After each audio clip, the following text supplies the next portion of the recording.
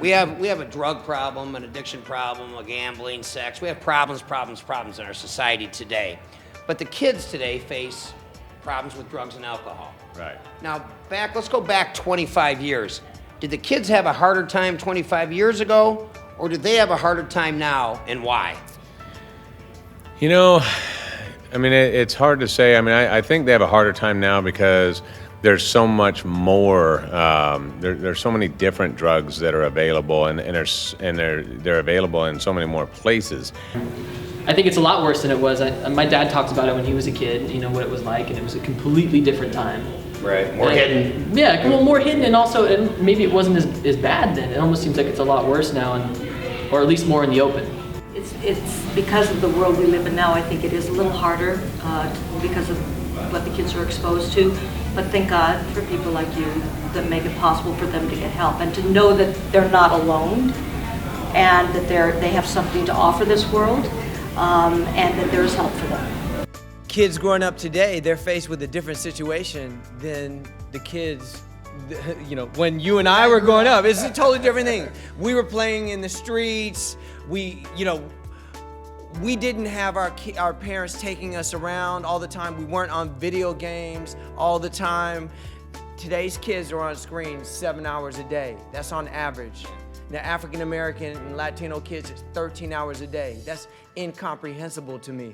If you were to give me any advice, or let's say you were to give advice to your congressman or President Obama or the senior staff of our government, do you think the humanities, music, arts, are the answer? Until children learn to be, kind to one another, compassionate, emotional and caring, they're going to turn to other things, not people, to help them deal with their pain. We can see what's happening with social media. We can see that the disconnect that's taking place. And again, I can't say enough about being able to see the kids interact. They're losing social skills. They're losing the ability to communicate and receive communication in that sense. They become so disconnected and so tethered to different, whether it's the internet and things of that nature, that it's good to see the personal touch. Give them an instrument. Give them something simple that they can relate to that's positive.